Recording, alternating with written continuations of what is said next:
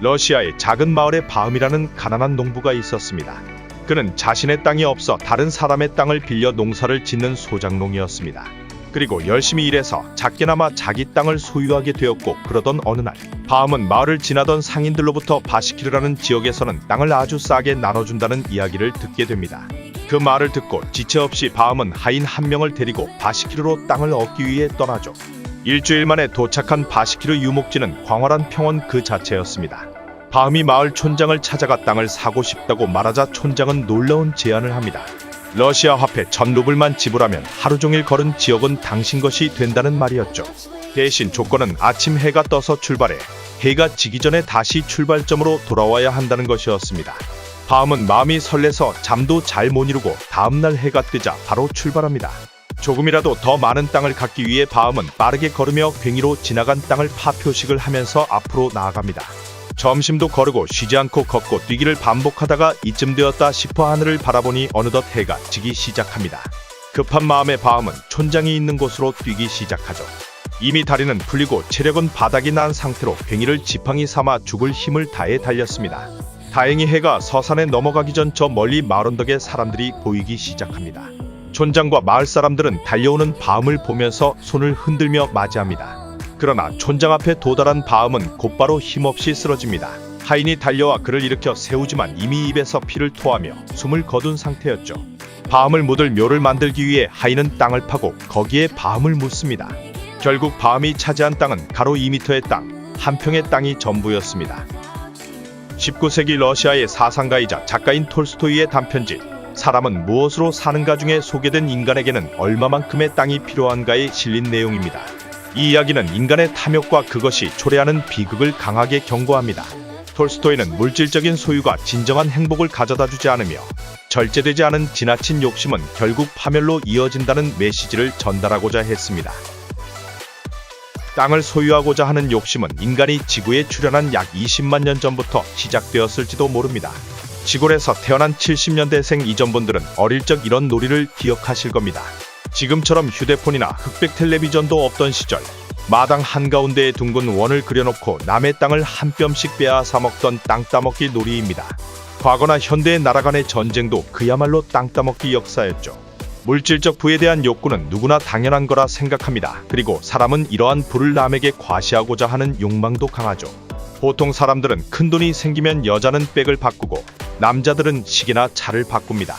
세상에 돈 싫어하는 사람 없는 것도 당연한 겁니다. 부모가 돈이 많지 않으면 형제간에도 오해가 좋습니다. 부모가 돈이 많을 때 항상 형제간에 다툼이 일어납니다.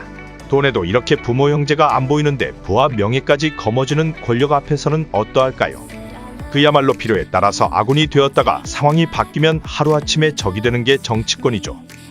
이번 국민의힘 당대표 선거에 서울대 법대 출신의 세 사람이 1시간 간격으로 출마 선언을 했습니다. 불과 2달 전만 해도 세 사람이 어깨동무하며 사진도 찍고 누가 봐도 원팀이었습니다. 그러나 이제 당대표를 차지하기 위한 혈투가 시작되었습니다. 이번에는 나겠지 라고 생각했는데 갑자기 원희룡이 나타나 당황하는 나경원.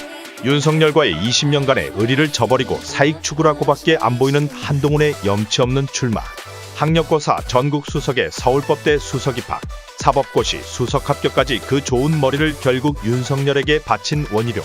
그리고 불사신처럼 살아나지만 정작 보수층에서 존재감이 아니라 인기 투표에 밀린 윤상현까지. 여러분은 과연 누가 당대표 적임자고 누가 당선될 거라고 보십니까? 제가 하고 싶은 이야기는 최소한 윤석열과 같은 부류의 정치검사 출신이 득세해서는 안 된다는 결론입니다. 준비되지 않은 상태에서 찾아온 기회는 오히려 불행이다. 이것은 과거 안철수의 명언 중에 하나입니다. 그야말로 한동훈은 이 글귀를 받아 적든지 아니면 몸에 새겨서라도 들었으면 합니다. 지금 뜬구름 같은 지지율에 취해 인간에 대한 도리도 저버리고 야구 선수하다가 갑자기 축구대표팀 감독하겠다는 한동훈은 정말 반성해야 합니다. 윤석열을 보면서 한동훈은 많은 생각을 아마도 했을 겁니다. 사법고시 구수까지 해서 당신은 합격했지만 난 소년급제했던 사람이야 라고 마음속에 품고 있었을지도 모릅니다.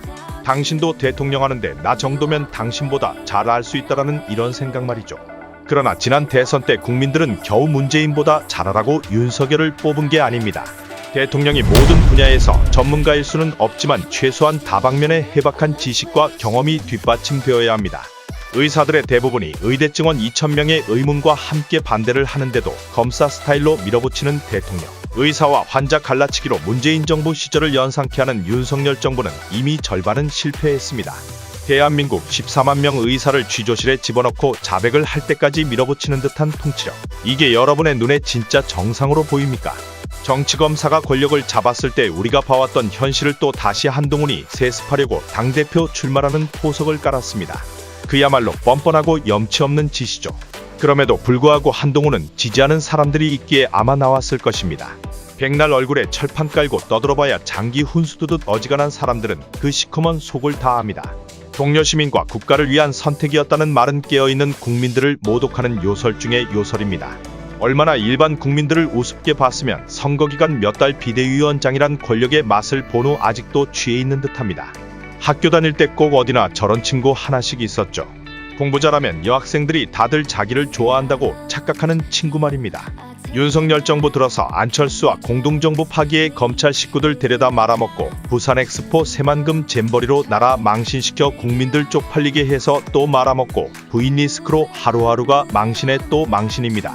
한동훈이 이걸 다 지켜보면서 무슨 생각을 했겠습니까? 제 생각에는 참 한심하다고 생각했을 겁니다. 나 같으면 너보다는 잘했을 거다 이렇게 말입니다. 사람이 짐승과 다른 점 중에 하나가 절제를 할 수 있는 동물이라는 것과 은혜를 안다는 것입니다. 영상 처음에 봤던 톨스토이의 인간에게는 얼마만큼의 땅이 필요한가라는 책에서 보여준 교훈처럼 절제되지 못한 행동으로 인해 자신에게 불행이 닥칠 수도 있습니다. 또한 세상을 살다 보면 은혜를 입고도 갚지 않는 사람과 은혜를 원수로 갚는 사람들도 덜어 있습니다. 한동훈은 지금까지 보기에 20년지기 동료 시민의 등에 활 시위를 당긴 것 같습니다. 진윤이냐 반윤이냐 사이에서 자신의 정치 인생은 반윤이 유리하다라는 판단을 했겠죠. 안철수를 배신한 윤석열은 과연 한동훈을 보면서 어떤 생각을 하고 있을지 정말 궁금합니다. 과연 이번에도 한동훈을 국정운영의 적으로 간주할지 이것도 이번 당대표 선거 관전 포인트입니다. 오래 살고 싶은 사람들의 심리를 설문조사했는데 과연 1위가 뭐였는지 아십니까? 1위는 다가올 미래가 궁금해서 오래 살고 싶다라는 것이었습니다. 윤석열이 지금 아마도 이런 생각을 하고 있지나 않을까 싶습니다. 오래 살다 보니 참 별일이 다 생기는구나 라고 말이죠.